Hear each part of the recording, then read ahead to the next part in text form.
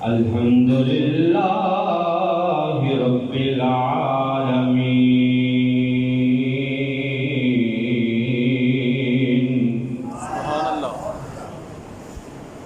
والعاقبۃ للمتقین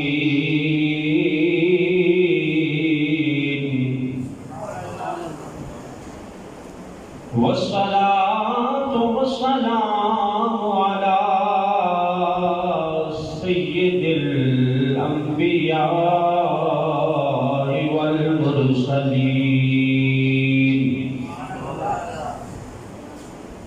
واصحابہ الہادین المہدیین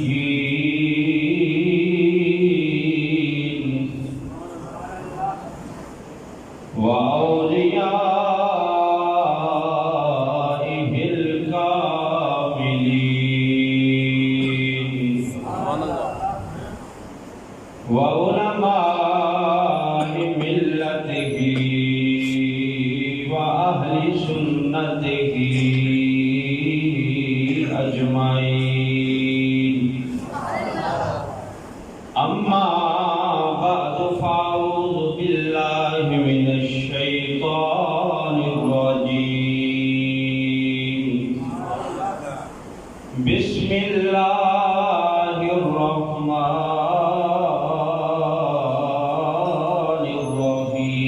الرحيم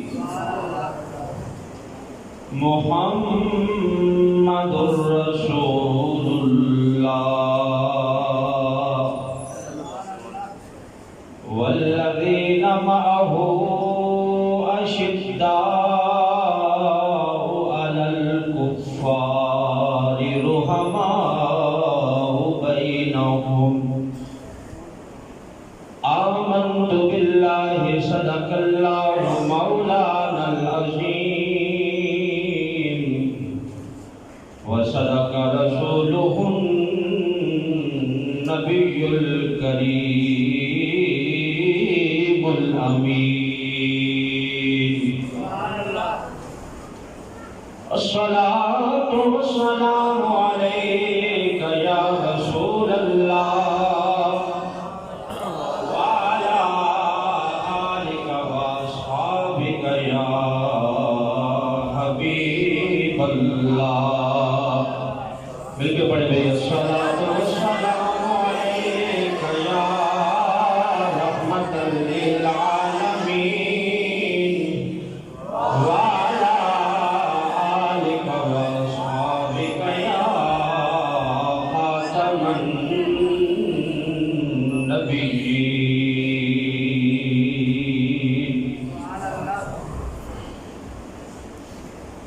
اس راز سے واقف ہیں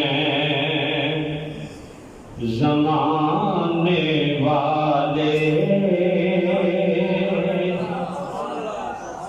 اس راز سے واقف ہیں زمانے والے بولو اس راز سے واقف ہیں زمانے والے زندہ ہیں محمد کے گھرانے والے مل کے پڑھو زندہ ہیں محمد کے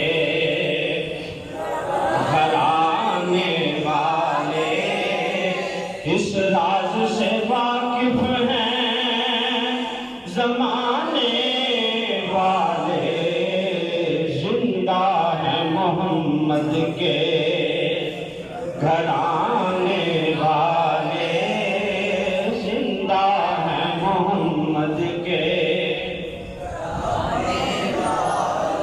اور مٹ گئے مٹتے ہیں مٹ جائیں گے آخر مٹ گئے مٹتے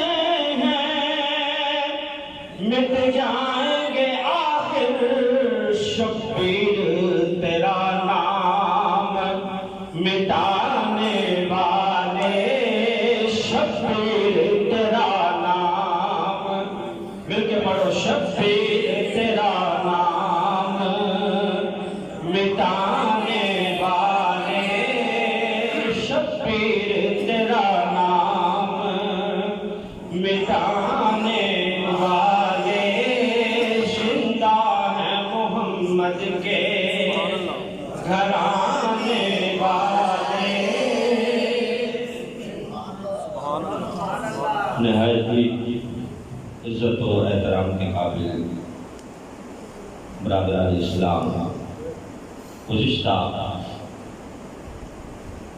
3 جمعۃ المبارک آپ نے کربلا کے حوالے سے اور اہل بیت کے حوالے سے گفتگو سماعت کی ہے۔ حالات کے تناظر میں آج جس موضوع کو منتخب کیا ہے وہ ہے صحابہ اور اہل بیت کی آپس میں محبت، صحابہ اور اہل بیت کے تعلقات۔ کیونکہ کچھ لوگ صحابہ کو لے کر اہل بیت اطہار رضوان اللہ علیہم اجمعین ان کی شان میں گستاخیاں کرتے ہیں، اور کچھ اہل بیت کو لے کر صحابہ پر تبرہ کرتے ہیں۔ تو ہم اہل سنت وہ ہے الحمدللہ کہ ہم نبی پاک صلی اللہ علیہ وسلم کے اہل بیت کے بھی نوکر ہیں اور صحابہ کے بھی نوکر ہیں۔ ہم سرکار کے اہل بیت کے بھی غلام ہیں، خادم ہیں، اور نبی پاک کے صحابہ کے بھی خادم ہیں، اور ہم ان دونوں کی محبت کو ایمان کا جز سمجھتے ہیں، ایمان کے لیے لازم سمجھتے ہیں۔ ہم سمجھتے ہیں کہ ان دونوں میں سے ایک کی محبت بھی اگر دل سے نکل جائے تو بندے کا ایمان ضائع ہو جاتا ہے، بندہ دائرہ اسلام سے خارج ہو جاتا ہے۔ تو اس لیے ان دونوں کا پیار اور محبت ضروری ہے۔ ان دونوں کی محبت سے اللہ راضی ہوتا ہے اور اس کا رسول راضی ہوتا ہے۔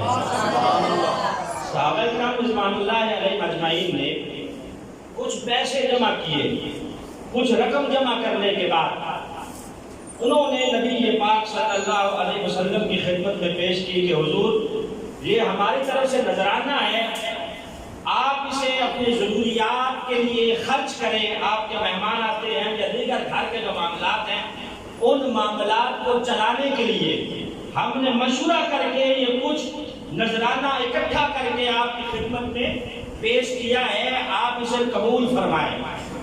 اس موقع پر اللہ رب العزت نے ارشاد فرمایا قُلْ لَا أَسْأَلُكُمْ عَلَيْهِ أَجْرًا إِلَّا الْمَوَدَّةَ فِي الْقُرْبَى۔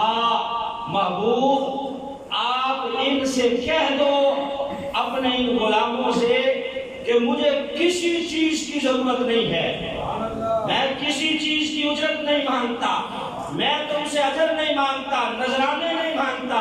ہاں اگر خواہش ہے تو وہ یہ قُلْ لَا أَسْأَلُكُمْ عَلَيْهِ أَجْرًا إِلَّا الْمَوَدَّةَ فِي الْقُرْبَى۔ اگر چاہتا ہوں تو یہ چاہتا ہوں کہ تم میری قرابت سے اہل بیت سے محبت کیا کرو۔ اہل بیت کی محبت سے بھی اللہ راضی ہوتا ہے۔ اور صحابہ کی محبت کا جہاں تک تعلق ہے، نبی پاک صلی اللہ علیہ وسلم کے پاس حبشہ سے کچھ مہمان آئے۔ سرکار دو عالم صلی اللہ علیہ وسلم نے ان مہمانوں کے لیے حکم دیا کہ مسجد نبوی میں ترکی خیمہ ان کے لیے نصب کیا جائے، خصوصی پروٹوکول ان کو دیا جائے۔ حالانکہ پہلے جو مہمان آتے تھے سرکار انہیں صحابہ میں تقسیم کر دیتے کہ یہ مہمان آئے ہیں میری، ان کا کھانا تمہارے ذمہ ہے، دوپہر کا کھانا تمہارے ذمہ ہے، یا ایک رات تمہارے پاس رہیں گے، ایک رات تمہارے پاس رہیں گے، اس طرح ڈیوائڈ کر دیتے، تقسیم کر دیتے۔ لیکن یہ جو حبشہ سے مہمان آئے ہیں خصوصی، ان کے لیے سرکار دو عالم صلی اللہ علیہ وسلم نے فرمایا کہ میں کسی اور کی ڈیوٹی نہیں لگاؤں گا، بلکہ مسجد نبوی میں ان کے لیے خیمہ نصب کیا جائے، ترکی خیمہ ان کے لیے لگایا گیا۔ اور سرکار نے فرمایا کہ ان کا کھانا بھی کسی اور کے گھر سے نہیں بلکہ میرے گھر سے آئے گا، کھانا بھی میرے گھر سے آئے گا۔ یا سیدہ عائشہ ام المومنین کے ہاتھوں کا پکا ہوا ہوگا، یا سیدہ فاطمہ الزہرا خاتون جنت رضی اللہ تعالی عنہا حلوہ پکا ہوا ہوگا. یعنی یہ خصوصی ان کے لیے اہتمام ہوا. حضرت انس کہتے ہیں میں ابھی چھوٹا تھا, میں نبی پاک صلی اللہ علیہ وسلم سے سوال پوچھ لیا کرتا تھا. میں نے پوچھا کہ حضور ان مہمانوں کو آپ اتنا خصوصی پروٹوکول کیوں دے رہے ہیں کہ کھانا بھی آپ ان کو اپنے گھر سے منگوا کے بھیج رہے ہیں, اور مسجد نبوی میں آپ نے ان کے لیے خیمہ نصب کیا ہے, کسی اور کی ڈیوٹی کیوں نہیں لگائی؟ تو نبی یہ بات نے فرمایا انس تمہیں پتہ نہیں ہے یہ کہاں سے آئے ہیں؟ کہا حضور آپ فرمائیں. کہا یہ حبشہ سے آئے ہیں. ان کا خصوصی اہتمام کیوں نہ کروں جب میرے صحابہ ہجرت کر کے ان کے دیش حبشہ گئے تھے, انہوں نے میرے صحابہ کی خدمت کی تھی, ان کے لیے خصوصی پروٹوکول کا اہتمام کیا تھا, لہذا میں ان سے راضی ہوں, اس لیے آج خصوصی ان کے لیے اہتمام میں نے کیا ہے, ان کا کھانا بھی میرے گھر سے پک کے آئے گا. یہ میرے صحابہ سے پیار کرنے والے تھے, اس لیے میں ان سے پیار کر رہا ہوں. تو جو نبی پاک کے اہل بیت سے پیار کرتا ہے, سرکار کے صحابہ سے پیار کرتا ہے, حقیقت میں نبی پاک کی وجہ سے کرتا ہے. لہذا ان دونوں سے پیار کرنے کی وجہ سے اللہ بھی راضی ہوتا ہے, نبی پاک بھی راضی ہوتے ہیں. اور یہ بات بھی ذہن میں رکھیں کہ ہم نے جسے بھی مانا ہے نبی پاک کی وجہ سے مانا ہے. جو بھی دوست بات کی, ہم نے جسے بھی مانا ہے سرکار کی وجہ سے مانا ہے. سرکار کو کسی کی وجہ سے نہیں مانا. جسے مانا ہے, جس کا ادب کیا ہے, احترام کیا ہے, اسی لیے کیا ہے کہ اس کا تعلق سرکار کے ساتھ ہے, وہ نبی پاک کا غلام ہے, لہذا وہ ہمارا امام ہے. جسے مانا ہے سرکار کی وجہ سے. اگر ہم نہیں ماننے پہ آئے, نہ ماننے پہ آئے, تو نبی پاک کے سگے چچا ابو لہب کو بھی نہیں مانا. ان کی مذمت میں قرآن کی پوری سورہ موجود ہے, حالانکہ نبی پاک کا سگا چچا ہے, لیکن ہماری جوتی کی نوک پر کیونکہ اس نے نبی پاک کو نہیں مانا, وہ سرکار کا غلام نہیں بنا, تو ہمارا کیا لگتا ہے؟ اللہ نے قرآن میں اس کی مذمت کی ہے اور پوری سورہ کا نزول کر دیا. اگر ہم نہ ماننے پہ آئے تو سگے چچا کو بھی نہ مانے, اگر ماننے پہ آئے تو حبشہ سے آئے ہوئے کالے رنگ کے بلال کو, موٹے ہونٹوں والے بلال کو, غریب بلال کو, غلام بلال کو مان لیں, اس لیے کہ اس نے سرکار کو اپنا آقا مان لیا ہے. بلال ہمارا بھی آقا بن گیا ہے. سبحان اللہ. کس لیے مانا جس کو بھی ہم نے بھائی سرکار کے تعلق کی وجہ سے. توجہ بھائی, سرکار کو اس نے اپنا آقا مانا. اگر کوئی ہمیں کہے کہ رہنے دو بلال کو, بلال تو حبشہ کا رہنے والا غلام ہے, ہم کہتے ہیں پیچھے ہٹ, بلال کو کیوں رہنے دیں, بلال تو ہماری آنکھوں کا تارا ہے اور ہمارے سر کا تاج ہے.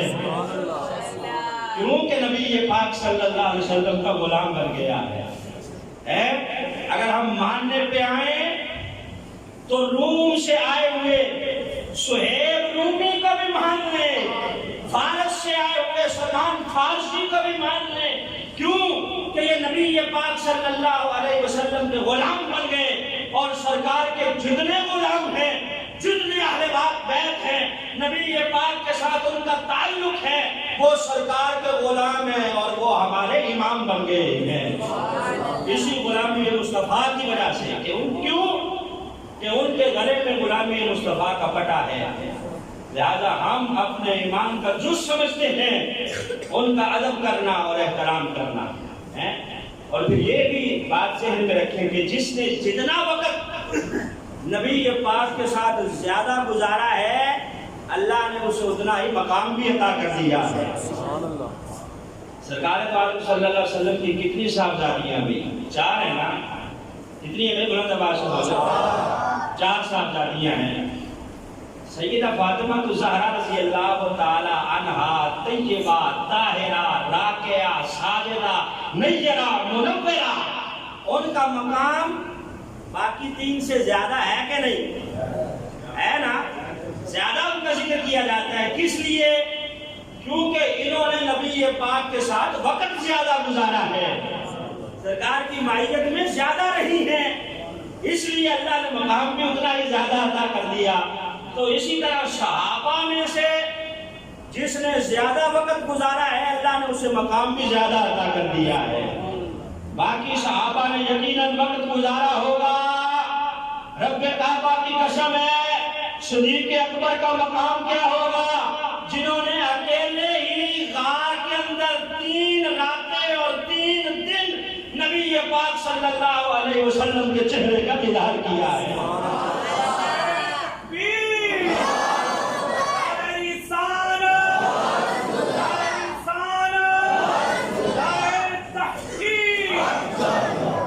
سارے صحابہ کا مقام بلند و بالا، عرفہ و اعلیٰ ہے۔ ہم سارے صحابہ کا ادب کرنے والے، خواہ وہ اکابرین ہوں یا اصاغرین ہوں، حضرت صدیق اکبر ہوں، حضرت امیر معاویہ ہوں، حضرت ابو سفیان ہوں، جس نے بھی صحابیت کا تاج سر پہ سجا لیا ہے، ہمارا یہ دعویٰ ایمان اور نعرہ ہے کہ ہر صحابی نبی سب کو جنتی جنتی، ہر صحابی نبی جنتی جنتی، ہر صحابی نبی جنتی جنتی۔ جس کے ساتھ صحابی لگ گیا ہے، کیوں کون ہوتا ہے 14ویں صدی میں اٹھ کے بک بک کرنے والا، ان کے بارے میں ہیں کفر کے فتوے لگانے والا، نعوذ باللہ، حضرت صدیق اکبر جیسی ذات کے بارے میں بکواس کرتا پھرتا ہے، جنہوں نے ساری زندگی سرکار کے ساتھ گزاری ہے۔ جب ہجرت کر کے جا رہے ہیں تو کبھی نبی پاک کے آگے ہوتے ہیں، کبھی پیچھے، کبھی دائیں، کبھی بائیں۔ کہا صدیق ایک جگہ پہ کیوں نہیں ٹھہرتے؟ کہا حضور جب آگے ہوتا ہوں خطرہ محسوس کرتا ہوں، دشمن کہیں پیچھے سے حملہ نہ کر دے، بھاگ کے پیچھے ہو جاتا ہوں۔ جب دائیں ہوتا ہوں خطرہ محسوس کرتا ہوں کہیں بائیں سے حملہ نہ ہو جائے، بھاگ کے بائیں ہو جاتا ہوں۔ جنہوں نے بچپن بھی سرکار کے ساتھ گزارا، جوانی بھی گزاری، بڑھاپا بھی گزارا، جنگوں میں بھی ساتھ رہے، غار میں بھی ساتھ رہے، مزار میں بھی ساتھ ہیں اور حشر کے میدان میں بھی ساتھ ہوں گے۔ ان کے بارے میں کوئی تبرہ کرے، بکواسات کرے، اسے اپنی عقل کا علاج کروانا چاہیے۔ حضرت صدیق اکبر رضی اللہ تعالی عنہ اور دیگر سارے صحابہ ورا الورا، ان کا مقام و مرتبہ بلند و بالا۔ حضرت علی اور سیدنا صدیق اکبر کا آپس میں پیار دیکھیے، کچھ لوگ اس چیز کو بھی لے کے بحث کرتے کہ ان کی آپس میں نعوذ باللہ کوئی دشمنی تھی، کوئی عداوت تھی، کوئی ان کا ایک دوسرے کے بارے میں رنج تھا۔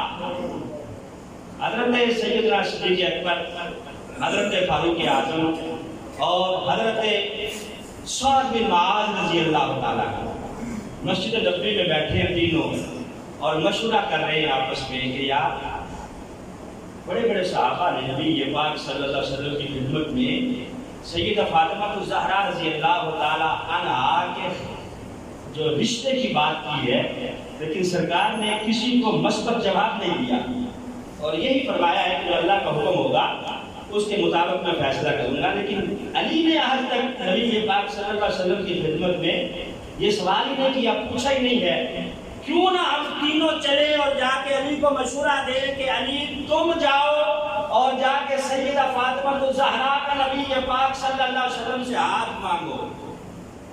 یہ دوست مشورہ دیتے ہیں یا دشمن دیتے ہیں؟ بتاؤ بھائی۔ اس قسم کے مشورے جو ہوتے ہیں وہی دیتے ہیں نا، دوست ہوتے ہیں جو محبت والے ہوتے ہیں، پیار والے ہوتے ہیں۔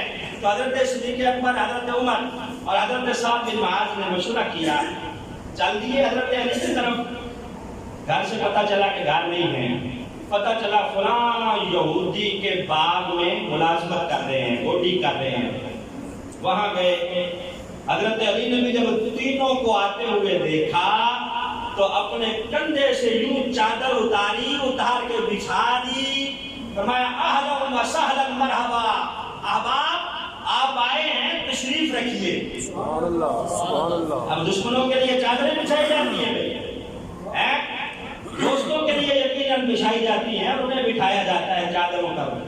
حضرت علی المرتضیٰ رضی اللہ تعالیٰ نے بیٹھ کے پوچھا کہ کیسے آنا ہوا.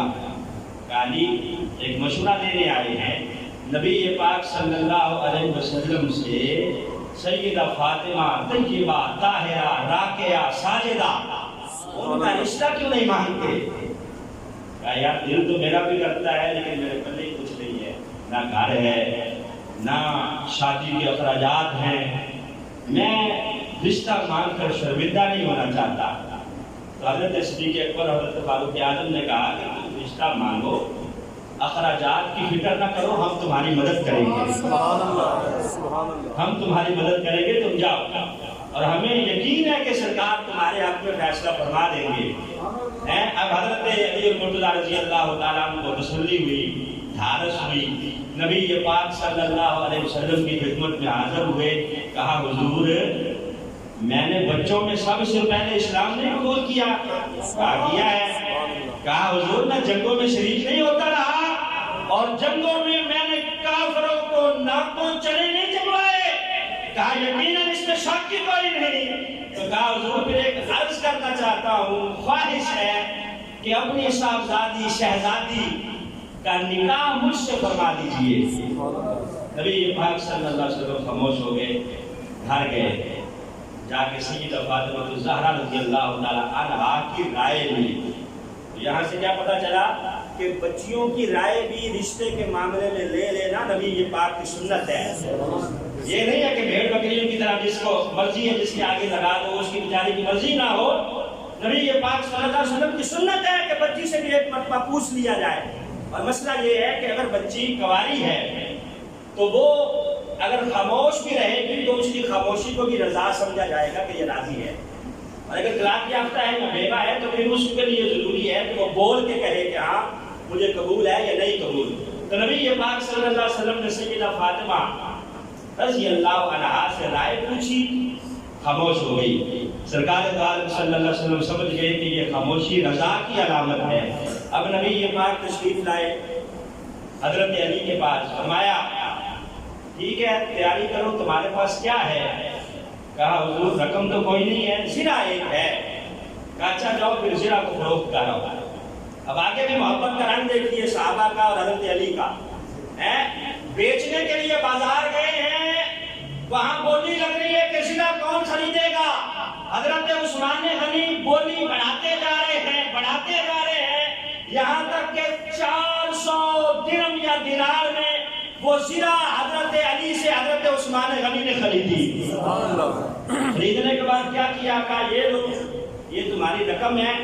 جہاں تک اس زرہ کا تعلق ہے یہ میں تمہیں شادی کے موقع پر تحفہ دیتا ہوں، یہ بھی مجھ سے واپس لے جاؤ، جنگوں میں تمہارے کام آئے گی. یار ان لوگوں کے بارے میں آپ پتہ نہیں کہاں سے مسئلے گھڑ رہے ہو کہ ان کا آپس میں اختلاف تھا، آپس میں کوئی نفرتیں تھی، کوئی عداوتیں تھی. پیسے بھی دے دیے، زرہ بھی دے دی کہ لو جاؤ جنگوں میں تمہارے کام آئے گی، پیسے بھی لے جاؤ زرہ بھی لے جاؤ. اب دونوں چیزیں لا کے نبی پاک کی خدمت میں رکھی. سرکار نے میں بیچ کے لیا ہے. کہا حضور بیچنے تو گیا تھا لیکن عثمان نے یہ کیا ہے معاملہ. اچھا نبی پاک نے دعا مانگی، یا اللہ میرے عثمان سے حساب نہ لینا، اسے بغیر حساب کے جنت عطا کر دینا، بغیر حساب کے اسے جنت عطا کر دینا. اب صحابہ کو بلایا، نبی پاک نے کچھ درہم اور دینار حضرت صدیق اکبر کو دیے کہ یہ لے جاؤ، ضروری چیزیں جو جہیز میں لینی ہے وہ تم خرید کے لاؤ. اب حضرت علی کی شادی ہو رہی ہے، چیزیں کون خریدنے جا رہے ہیں؟ حضرت صدیق اکبر رضی اللہ تعالیٰ عنہ. یہ دوست کرتے ہیں سارے معاملات میں، دشمن کرتے ہیں. حضرت بلال کو چند پیسے دیے کہ جاؤ تم جا کے خوشبو خرید لاؤ. برات تیاری ہوئی مسجد نبوی میں، جب نکاح کی محفل سجی سارے صحابہ موجود ہیں. نبی پاک نے نکاح کا گواہ کس کو بنایا؟ رب کعبہ کی قسم ہے حضرت علی، سیدہ فاطمہ طیبہ طاہرہ، ان دونوں کے نکاح کے گواہ بنے ہیں حضرت ابو بکر ہیں اور حضرت فاروق اعظم ہیں.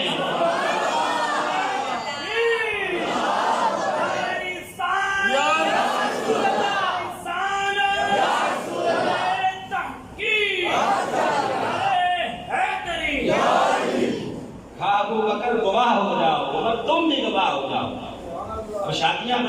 آپ بھی کرتے رہتے ہیں، میں بھی نکاح پڑھاتا رہتا ہوں۔ گواہ کس کو بناتے ہیں؟ چن چن کے کوئی خاص بندے کو گواہ بناتے ہیں نا، یار اس کو بنا لو کہیں ناراض نہ ہو جائے، اس کو بنا لو۔ تو اب آپ دیکھیں کہ ان کا تعلق آپس میں کیسا ہے۔ وہ نام نہاد سید جو سید کہلوانے والے ہیں، انہیں سوچنا چاہیے کہ سیدوں کی نسل جن سے چلی ہے، ان کا نکاح ہوا ہے تو نکاح کے گواہ کون بنے ہیں؟ حضرت ابو بکر بنے ہیں اور حضرت فاروق اعظم بنے ہیں۔ کم از کم انہیں تو ان شخصیات کے بارے میں بات کرتے ہوئے 100 مرتبہ سوچنا چاہیے۔ تو حضرت صدیق اکبر اور حضرت علی اور مرتضیٰ رضی اللہ تعالیٰ عنہ کا پیار دیکھیے۔ سیدہ عائشہ طیبہ طاہرہ آپ فرماتی ہیں میں گھر میں موجود تھی، میرے ابا جان حضرت صدیق اکبر بھی بیٹھے تھے، اچانک دروازے پہ دستک ہوئی، حضرت مولا علی تشریف لائے۔ کہتی ہے کہ میں نے دیکھا کہ میرے ابا جان جناب صدیق اکبر حضرت علی کے چہرے کو ٹکٹکی باندھ کے دیکھے جا رہے ہیں، زیارت کیے جا رہے ہیں۔ کہتے ہیں جب حضرت علی تشریف لے گئے تو میں نے اپنے ابا جان سے پوچھا کہ ابا جان آج خیریت تھی؟ آج آپ دیکھتے ہی رہے حضرت علی کے چہرے کو ٹکٹکی باندھ کے، وجہ کیا تھی؟ کہا بیٹا میں نے نبی پاک صلی اللہ علیہ وسلم سے حدیث سنی ہے، سرکار نے فرمایا ہے النظر الی وجہ علی عبادت، علی کا چہرہ دیکھنا بھی عبادت ہے، علی کا چہرہ دیکھنا بھی عبادت ہے۔ تو میں جو دیکھ رہا تھا وہ چہرے کا دیدار بھی کر رہا تھا، عبادت کا ثواب بھی لے رہا تھا۔ یہ سارے صحابہ آپس میں شیر و شکر ہیں، محبت کرنے والے ہیں، ایک دوسرے کے ساتھ پیار ہے، اور یہ سارے ہم سنیوں کے سر کا تاج ہیں۔ اس لیے ہم کہتے ہیں کہ میرے کملی والے دا ہر یار بڑا سونا، سونے مدنی آقا دا ہر یار کونین دیوالی دا گھر بار بڑا سونا، مل کے پڑھو کونین دیوالی دا گھر بار سونا، سورب دی مدینے دا گھر بار بڑا سونا، سورب دی مدینے دا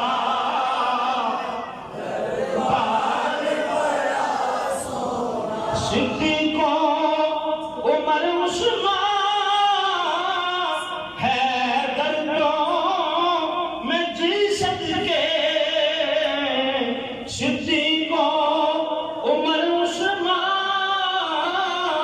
حیدر کو میں جی صدقے، سونے کملی والے دا ہر یار بڑا سونا، سورب دی مدینے دا دربار، جو بھی سرکار دو عالم صلی اللہ علیہ وسلم کے ساتھ تعلق والا ہے، خواہ وہ نبی پاک کے اہل بیت میں سے ہے یا سرکار کے صحابہ میں سے ہے، الحمدللہ وہ ہماری آنکھوں کا تارا ہے اور سر کا تاج ہے، کیونکہ ہم نے جسے بھی مانا ہے نبی پاک کی وجہ سے مانا ہے۔ حضرت صدیق اکبر رضی اللہ تعالیٰ عنہ تشریف لائے، حضرت علی المرتضیٰ سامنے موجود ہیں، تو آپ دیکھ کے حضرت علی کو مسکرا دیے۔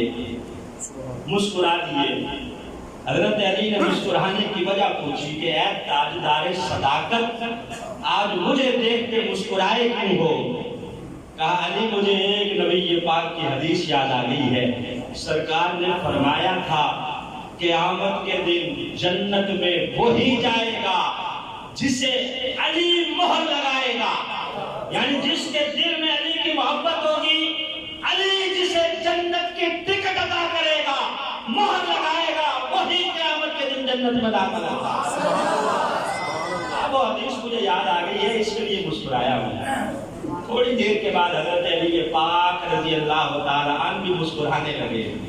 متعدد کتب احادیث میں یہ روایت موجود ہے. حضرت علی بھی اب مسکرانے لگے. حضرت صدیق اکبر نے کہا آپ کیوں مسکرا رہے ہیں؟ میں نے تو وجہ بتا دی ہے مسکرانے کی، اب آپ کے مسکرانے کی وجہ کیا ہے؟ تو حضرت علی کہنے لگے تمہیں یاد نہیں ہے جب سرکار نے یہ کہا تھا کہ جنت میں وہی جائے گا جسے علی مہر لگائے گا، ساتھ ہی سرکار نے مجھے یہ بھی حکم دیا تھا کہ علی جنت میں جانے کا ٹکٹ اسے نہ دینا جس کے دل میں ابو بکر کا بغض ہو، اسے ہی دینا جو ابو بکر سے بھی پیار کرتا ہو، تم سے بھی پیار کرتا ہو. میں کہا سرکار نے اس موقع پہ یہ بھی تو فرمایا تھا نا کہ جنت میں جانے کے لیے اسے ہی مہر لگانا جو میرے سارے صحابہ سے پیار کرنے والا ہو، ابو بکر سے پیار کرنے والا ہو، عمر سے پیار کرنے والا ہو. تو یہ تو آپس میں شیر و شکر ہیں اور ایک دوسرے کی فضیلت کی روایات بیان کرنے. جہاں تک حضرت عمر کا تعلق ہے، جب ایران فتح ہوا ایران فتح ہوا تو ایران سے بہت سے غلام اور کنیزیں حضرت فاروق اعظم رضی اللہ تعالیٰ کے پاس آئی مال غنیمت میں. اب ساری کنیزوں کو تقسیم کر دیا گیا، غلام بھی دے دیے گئے. اسی ایران کے بادشاہ کی بیٹی بھی تھی جو قیدی بن کے آئی تھی، ایران کے بادشاہ کی بیٹی شہر بانو. اب سوچا جانے لگا کہ یہ کنیز کس کی بنائی جائے. بادشاہ کی بیٹی ہے، شہزادی ہے، تو بہت سے صحابہ کی خواہش تھی کہ عمر اسے میری کنیز بنا دیں. جہاں تک حضرت عمر کے اپنے بیٹے نے بھی درخواست دی، حضرت عبداللہ بن عمر نے، کہ مجھے کنیز بنا دیا، میری کنیز بنا دیا جائے، اسے یہ میرے نکاح میں دے دی جائے. بڑے بڑے جیت صحابہ نے، صاحبزادوں نے درخواستیں دی کہ اسے ہماری کنیز بنا دیا جائے، ہمارے نکاح میں دے دیا جائے. انہی درخواستوں میں ایک درخواست حضرت امام حسین کی بھی تھی. حضرت فاروق اعظم اب مسجد پہ بیٹھے ہیں، درخواستوں پہ غور کر رہے ہیں. غور کرتے کرتے کہا اجلاس مؤخر ہوتا ہے، کل انشاءاللہ شہزادی کو شہزادے کے نکاح میں دے دیا جائے گا. شہزادی ہے تو اس کے لیے کسی شہزادے کا ہی انتخاب کیا جائے گا. اب لوگ حضرت عمر کے صاحبزادے عبداللہ بن عمر کو مبارکیں دینے لگے کہ تمہیں مبارک ہو بھائی، تم شہزادے ہو، امیر المومنین کے بیٹے ہو، لہذا تم ہی ولی عہد ہو، تم ہی شہزادے ہو، تو تمہارے نکاح میں صبح حضرت شاہ بانو آئیں گی. پیش کی مبارکیں حضرت عبداللہ بن عمر وصول کرنے لگے. صبح جب دربار دوبارہ سجا، حضرت فاروق اعظم مسجد پہ بیٹھے، کہا میں نے ساری رات درخواستوں پہ غور کیا ہے، ساری رات غور کیا ہے. میں اس نتیجے پہ پہنچا ہوں کہ شہر بانو ایران کے بادشاہ کی شہزادی ہے اور حسین بن علی اسلام کا شہزادہ ہے، لہذا ان دونوں کا آپس میں نکاح کیا جاتا ہے. ساتھ ہی اپنے بیٹے عبداللہ کو کھڑا کیا، کھڑے ہو جاؤ. کہا جی ابا جان، کہا تم ساری رات مبارکبادیں وصول کرتے رہے ہو. کہا جی حضور، مجھے میرے دوست مبارکیں دیتے رہے کہ شہزادے تم ہی ہو. کہا تمہیں کس نے کہا کہ تم شہزادے ہو؟ تم تو نبی پاک کے غلام کے بیٹے ہو، حسین کے نانا کے غلام کے بیٹے ہو، تمہیں شہزادہ کس نے کہا ہے؟ تمہاری کیا حیثیت ہے کہ تم نے یہ سوچا کہ تمہارے نکاح میں اسے دیا جائے گا؟ لہذا یہ شہزادی ہے، اسے اسلام کے شہزادے حسین بن علی کے نکاح میں دیا جاتا ہے. ان دونوں کا نکاح کس نے پڑھایا؟ حضرت فاروق اعظم نے. توجہ بھی دوست باقی، حضرت سیدہ شہر بانو اور حضرت امام حسین کا نکاح حضرت فاروق اعظم نے پڑھایا. نکاح خان اگر مومن نہ ہو تو نکاح ہوتا ہے؟ سوچنا چاہیے ان لوگوں کو، ہوش کے ناخن لینے چاہیے جو حضرت صدیق اکبر اور سیدنا فاروق اعظم کے بارے میں نعوذ باللہ کفر کے فتوے اور پتہ نہیں کیسی کیسی باتیں کرتے ہیں کہ وہ منافق ہو گئے تھے، بعد میں پھر گئے تھے. رب کعبہ کی قسم ہے اگر وہ جنتی نہیں ہے تو پھر کوئی جنتی نہیں ہے. ہمارا عقیدہ یہ ہے کہ ہر صحابی نبی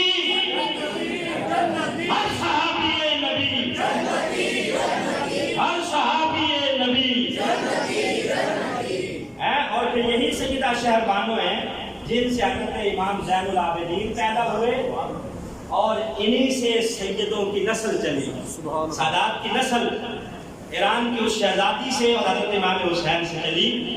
امام زین العابدین حضرت سیدہ شہربانو کے بدن اقدس سے پیدا ہوئے، تو یہ ان کی آپس میں محبت ہے اہل بیت کی اور صحابہ کرام کی۔ جب مدائن فتح ہوا، مال غنیمت آیا، حضرت فاروق اعظم نے اپنے بیٹے کو 500 درہم دیے اور حضرت امام حسن اور حسین کو 1000 درہم دیے۔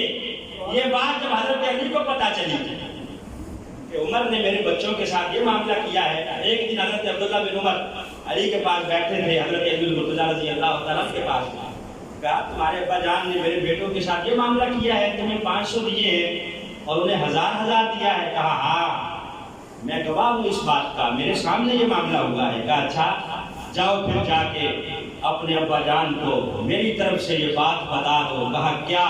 کہا نبی پاک نے فرمایا تھا کہ عمر چراغ اہل الجنہ، عمر جنت کا چراغ ہے، جب سب لوگ جنت میں چلے جائیں گے تو اللہ عمر کو مقام بھی عطا کرے گا۔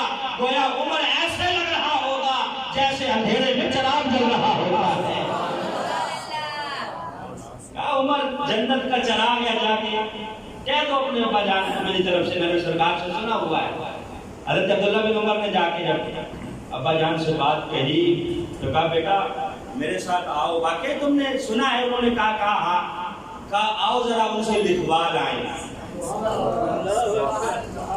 دشمنوں کی جو تحریریں ہیں وہ بھی کوئی سنبھال کے رکھتا ہے، لکھوا لیا۔ کہا جب میں مر جاؤں تو میرے کفن میں رکھ دینا یہ تحریر۔ اور اسی طرح کی ایک اور روایت، حضرت عبداللہ بن عمر، حضرت عمر کے صاحبزادے حضرت امام حسن نے حضرت امام حسین کے ساتھ تھوڑی سی بات چیت ہوئی، تلخ کلامی ہوئی، تو حضرت امام حسن نے حضرت عبداللہ بن عمر سے کہہ دیا کہ جاؤ تم تو میرے نانا کے غلام کے بیٹے ہو، تم میرے نانا کے غلام کے بیٹے ہو۔ اب حضرت عبداللہ بن عمر روتے روتے حضرت فاروق اعظم رضی اللہ تعالیٰ کے پاس، کہا یہ معاملہ ہوا ہے، حسن نے مجھے یہ کہا ہے کہ تم میرے نانا کے غلام کے بیٹے ہو، حالانکہ آپ تو امیر المومنین ہیں، میں تو شہزادہ ہوں، انہوں نے میرے بارے میں یہ کہا ہے کہ تم میرے نانا کے غلام کے بیٹے ہو۔ کہا اچھا یہ کہا ہے تم نے اپنے کانوں سے سنا ہے؟ کہا ہاں سنا ہے۔ کہا کاغذ اور قلم لے جاؤ، حضرت امام حسن سے کہو کہ یہ بات ہمیں لکھ کے دے دے، لکھ کے دے دے جو کہا ہے۔ اب لکھوا لیا حضرت امام حسن سے، کہا لکھ کے دیتے ہو؟ تم نے مجھے یہ کہا تھا۔ کہا لکھ کے دیتا ہوں، اس میں کون سی بات ہے؟ واقعی تمہارے ابا جان میرے نانا کے غلام کے بیٹے، تمہارے ابا جان میرے نانا کے غلام ہیں اور تم میرے نانا کے غلام کے بیٹے ہو، لکھ دیا۔ حضرت فاروق اعظم کے پاس جب وہ آئی تحریر تو آنکھوں میں آنسو ہیں۔ کہا یہ تحریر گویا مجھے دنیا و آخرت کا خزانہ مل گیا ہے، میرے کفن میں رکھ دینا، اللہ اسی کی وجہ سے مجھے جنت کے بالا خانے عطا فرمائے۔ یار یہ تو ان کی آپس میں پیار اور محبت کی داستان ہے۔ حضرت عثمان غنی رضی اللہ تعالیٰ عنہ، آخری بات میں حضرت عثمان غنی کے نکاح میں نبی پاک صلی اللہ علیہ وسلم کی 2 صاحبزادیاں تھیں، یکے بات کی گئی، آپ کو پتا ہے بھائی 2 صاحبزادیاں۔ اب اگر پہلے سے کوئی داماد گھر میں موجود ہو، دوسری بیٹی کا رشتہ کرنا ہو، تو جو پہلے داماد موجود ہوتا ہے کیا اس داماد کے دشمن کے ساتھ رشتہ کیا جاتا ہے؟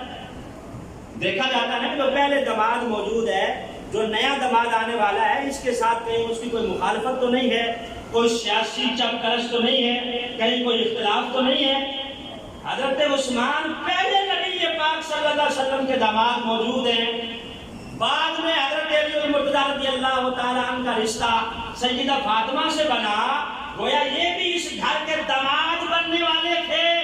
اگر ان کی آپس میں دشمنی ہوتی تو نبی پاک صلی اللہ علیہ وسلم کبھی بھی حضرت علی سے سیدہ فاطمہ کا نکاح نہ فرماتے۔ آپ بھی بچیوں والے ہیں، جب رشتے کرتے ہیں دیکھتے ہیں کہ نہیں جو پہلے داماد موجود ہے اس کی رائے لی جاتی ہے کہ کہیں گھر میں کوئی لڑائی کھڑی نہ ہو جائے، کہیں گھر میں کوئی اور مسئلہ کھڑا نہ ہو جائے۔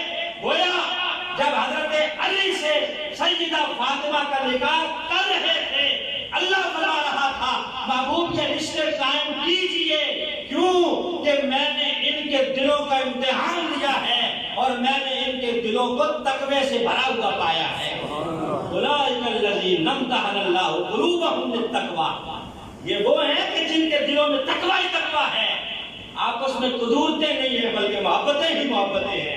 حضرت علی المرتضیٰ رضی اللہ تعالیٰ عنہ ایک مرتبہ وضو کر رہے ہیں، آپ کا ایک غلام ہے وضو کروا رہا ہے، وضو کرواتے کرواتے اس غلام نے پوچھا کہ حضور سب سے پہلے آپ کی امت میں سے کس کا حساب ہوگا؟